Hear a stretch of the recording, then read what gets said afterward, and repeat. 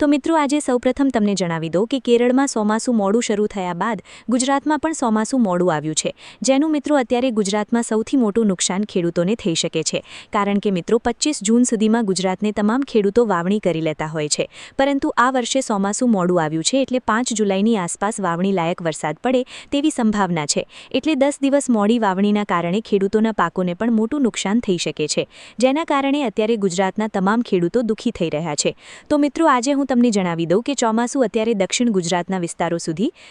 પહોંચી ગયું છે, પરંતુ દુઃખ એ વાતનું છે કે ચોમાસું અત્યારે દક્ષિણ ગુજરાતમાં અટકી ગયું છે, આગળ વધી રહ્યું નથી। આજે હવામાન વિભાગનું એવું કહેવું છે કે આગામી 2 દિવસની અંદર ચોમાસું આગળ વધીને સૌરાષ્ટ્રમાં 1 જુલાઈથી અને ઉત્તર ગુજરાતના ભાગોમાં 5 જુલાઈ સુધીમાં વરસાદ પડવાનું શરૂ થઈ જશે, પરંતુ મિત્રો આજની વાત કરું તો અત્યારે અમદાવાદ નજીકના વિસ્તારોમાં હળવું વંટોળ શરૂ થયું છે, જેના કારણે આજે અમદાવાદ, વેરાવળ, રાજકોટ અને સુરત પંથકોમાં હળવો વરસાદ પડી રહ્યો છે। અત્યારે દક્ષિણ ગુજરાતમાં ચોમાસું શરૂ છે એટલે તે વિસ્તારોમાં પણ આજે હળવો વરસાદ પડી શકે છે। ત્યાર પછી મિત્રો વાવાઝોડા અંગેના સમાચારોની વાત કરીએ તો આવનારા દિવસોમાં બંગાળની ખાડીમાંથી એક મોટું વાવાઝોડું ગુજરાત તરફ આવી શકે છે, જે ગુજરાતમાં લગભગ 10 જુલાઈથી 15 જુલાઈની વચ્ચે ટકરાઈ શકે છે। મિત્રો આ વાવાઝોડાને કારણે 15 જુલાઈ પછી ભારે તોફાની વરસાદ પડી શકે છે। અત્યારની વાત કરું તો મિત્રો હાલ ગુજરાતની ઉપર રાજસ્થાન અને પાકિસ્તાન વિસ્તારોમાં એક વરસાદી સિસ્ટમ સક્રિય બની છે, જેની સૌથી મોટી અસર અત્યારે ઉત્તર ગુજરાતના જિલ્લાઓમાં જોવા મળી રહી છે। આ વાવાઝોડાને કારણે ગઈકાલે ઉત્તર ગુજરાતમાં ધોધમાર વરસાદ જોવા મળ્યો હતો।